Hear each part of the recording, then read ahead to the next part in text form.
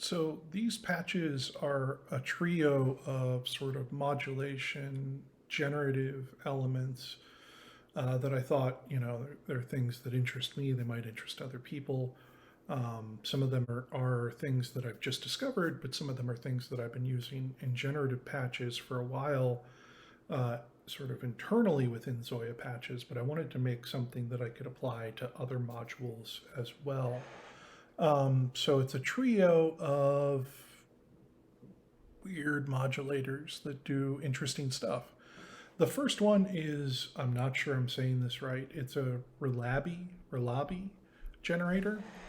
It's based on a paper that I read by a music theorist named John Burnt.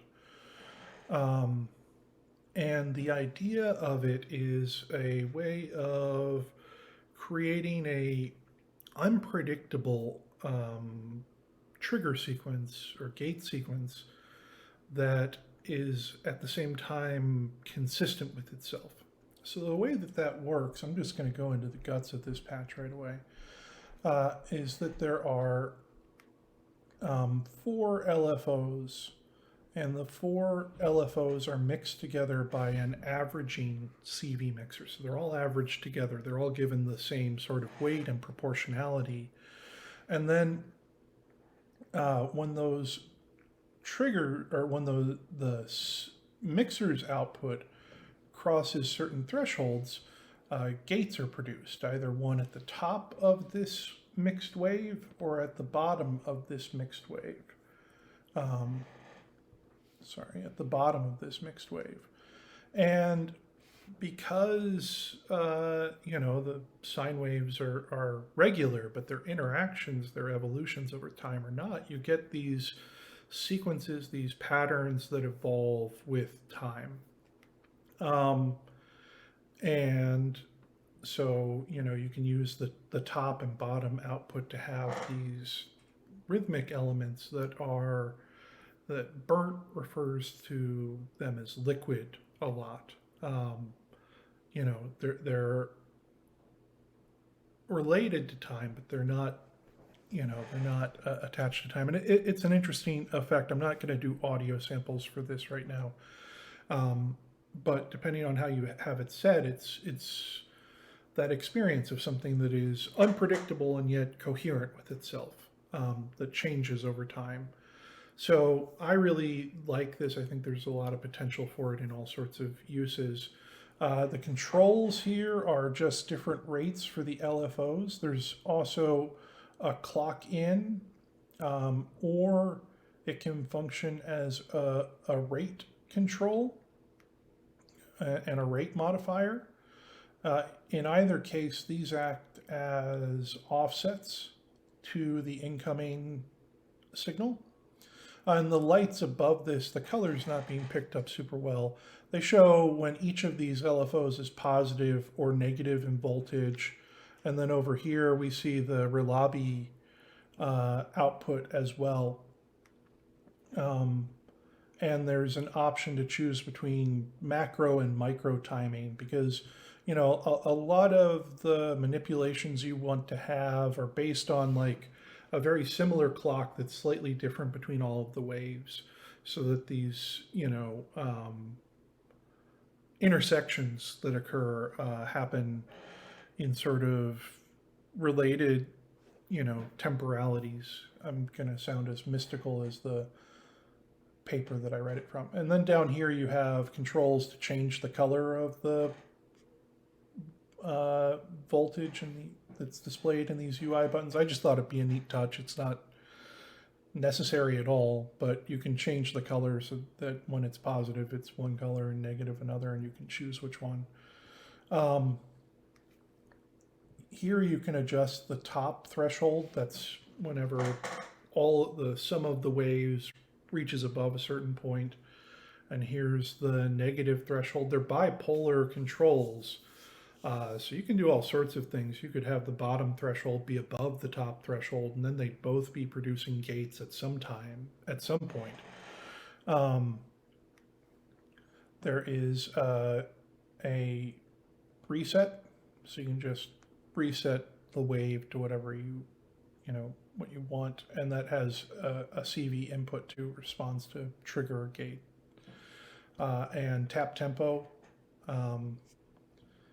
So the third output is the Relabi wave itself, which is an interesting modifier. If we look at it, again, it's sinusoidal largely, but it shifts around a lot. Let's try changing some rates. Let's see what we get.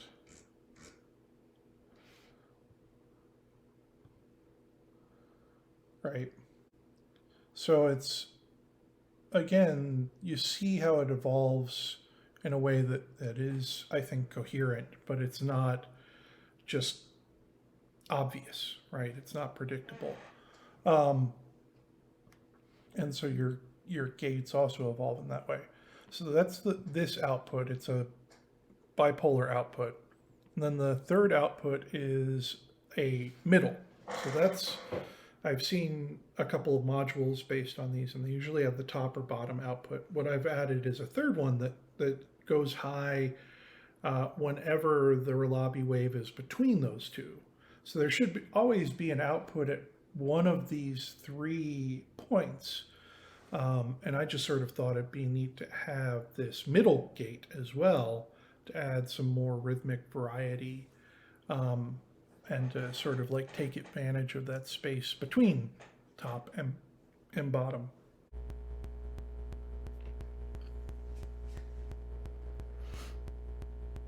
The second modulator patch or weird CV patch that I have is based on the idea of a shift register being used as a modulator, which is a concept I went over in the third video on my sample and hold series. This patch produces 4 different shift register modulators. We're going to look at them real quickly to see what a shift register modulator does. Why don't we just go ahead and do that now? I'm going to put in some attenuation just so we have a clearer picture.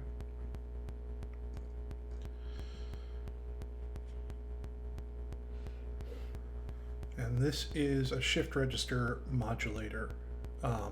This output here, I'm going to make it bipolar just so we can see more dramatic changes. So the idea of a shift register is that it's a sort of a closed loop of information, but you can introduce new information to replace old information from time to time. We can do that with our instability control. So if we turn that way up, our modulator is going to move all over the place. And if we turn it way down, it's going to get locked in place, and we'll see the same shape repeat itself. We have some other modulation going on here, so I'm going to turn that off. We should just have the same shape over and over again. So that's the basic idea of a shift register, so that we can control the amount of variety that we introduce in it. And what we're doing here to make it into more of a modulator is that shift registers often contain information at tiers, 1, 2, 3, 4. And we're introducing interpolation between those different levels so that we get curves rather than just, static numbers. And we can control the degree of the curve over here with the curve control. If it's set to 1, we get a linear curve, right? And all the changes between the different stages are linear and go. As we increase this control, we get more rounded edges. And at the most extreme, they're much more rounded. But that also introduces some more plateauing at certain levels. So it's a little bit of a trade-off. So we have a curve control, we have a rate control. This can go very fast. or it can go very slow, and I like it as sort of a pretty slow modulation source. But that's not great for demonstration purposes, so I'm going to put it somewhere in the middle again.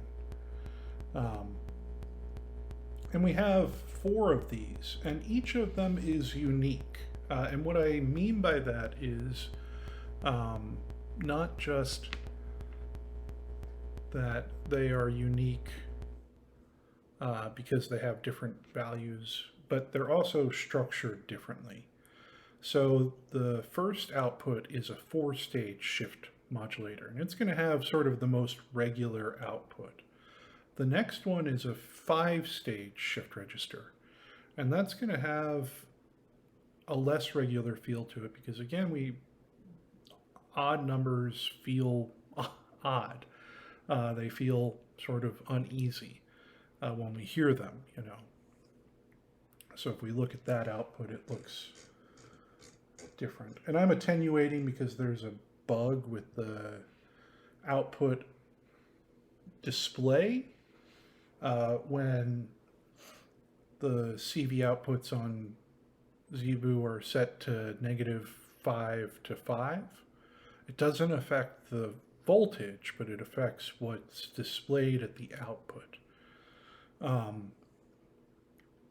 So we have a 5-stage one here. This one is a 9-stage shift register. It's the most complex.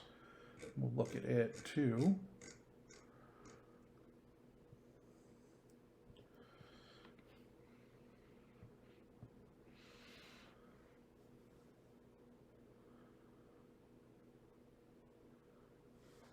And with the 9-stage one, it's harder to get sort of a sense of easy continuity because there are just more levels that are explored. Let's turn up the rate again. The 4th output is a special case. These all sample random voltage or random values. So when they change, it's taken from a random module, you get random outputs. The 4th one is a 5-stage shift register, but it samples from this second one, which is also a 5-stage shift register. So its values sometimes align with this one or will seem to echo it because they're drawn from some previous point that this shift register was at. So they'll have some passing relationship to one another, depending on how the instability is set up and that sort of thing. We can look at that one too. So these are the shift registers, and I think they're really sort of great modulators because of their ability to, like a shift register when used melodically, to have familiarity and variation over time. And that's largely due to the instability control. We can, control just how much they evolve over time. We've got a couple of other controls. There's the curve I've showed you, the rate I've showed you, and then there's one called rate variety, which introduces a randomness per clock cycle. So if we turn this up, we'll start seeing some variety in the length of the stages of the shift register. So some of them will be much shorter, some of them will be longer. And this is another way to introduce some unpredictability to the shift register. As far as inputs go, we have a clock input. We also have a tap tempo, which we can use. And when the clock or the tap tempo is used, the rate will be overridden. But as soon as you adjust the rate again, it'll go back to that. So whichever one is used most recently, essentially, has priority. We can reset the LFOs that control these shift registers. If there's rate variety, that will quickly cause them to move out of phase, but it can be useful. and we've got inputs for rate variety and for instability. So for instance, a really interesting thing to do would be to modulate the instability so that, you could, for instance, gate it so that the instability went all the way up to 1 when the gate was high, and then when it was low, the shift registers locked back into place and sort of repeated themselves, and then high again, and we get some sort of wild variation.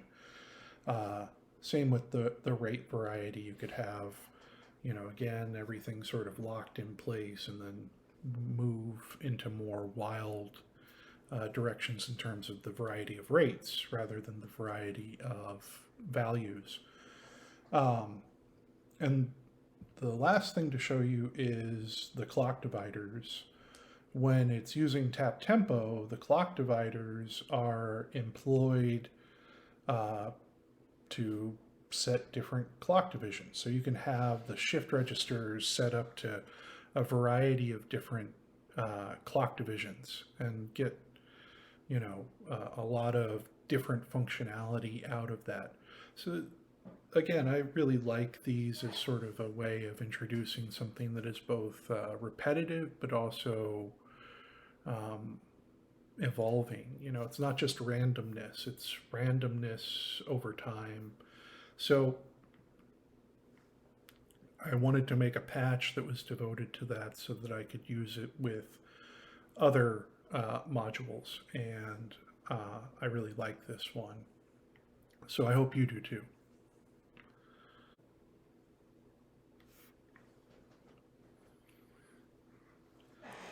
The final patch I have in this series is called Wobbly Signs. And the idea here is really simple. I use this all the time in my generative patching. The basic idea is that you use a random module to modulate the speed of an LFO.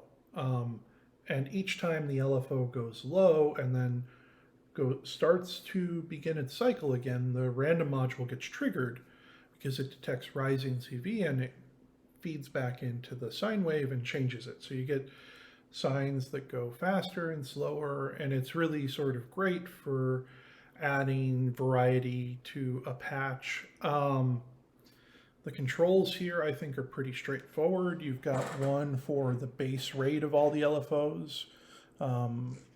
They're going really fast or going really slow, great. And then you have one for the random modulation amount, so they can be modulated a bunch. If you look at the output here, their rate can be modulated a bunch. We have this one going super slow. Let's try and speed that up. Let's look at this output again. We're seeing that clipping that I mentioned before. Let's try. They can go really slow and really fast.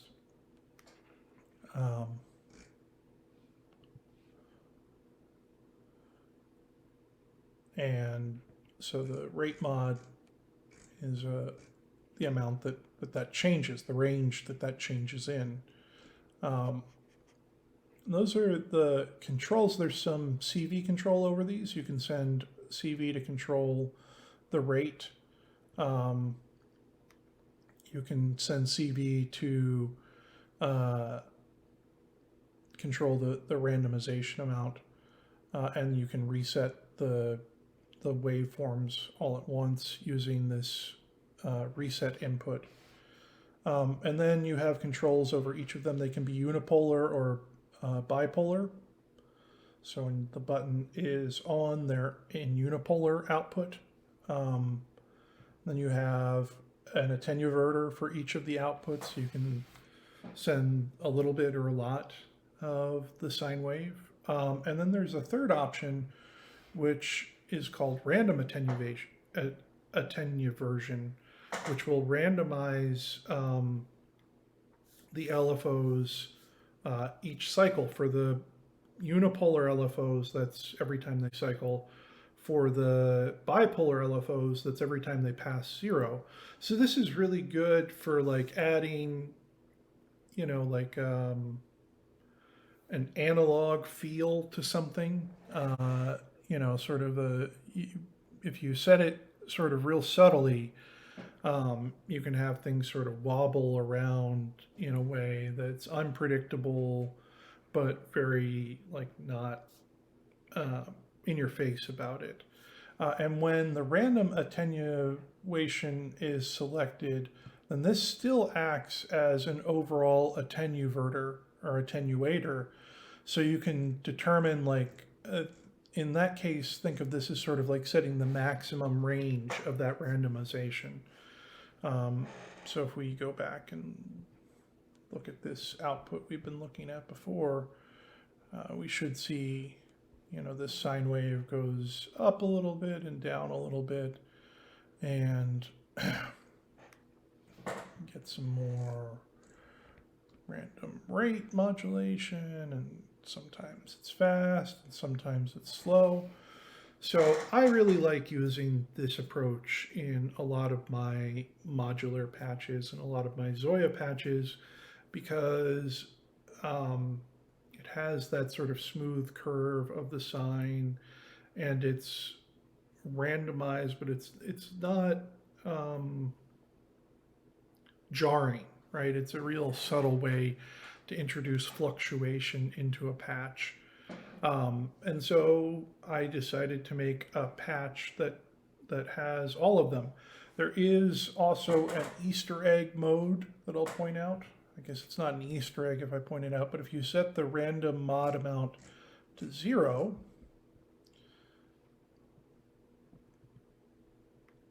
then the LFOs go into a quadrature mode. It's probably more apparent. So you get a quad output for the LFOs. If you want that, or if you just want to like switch to it randomly and, you know, have a bunch of like really sort of untidy things going on, and then you can really sort of like bring them back and make them quite tidy. And so that is this patch wobbly sines. Thanks.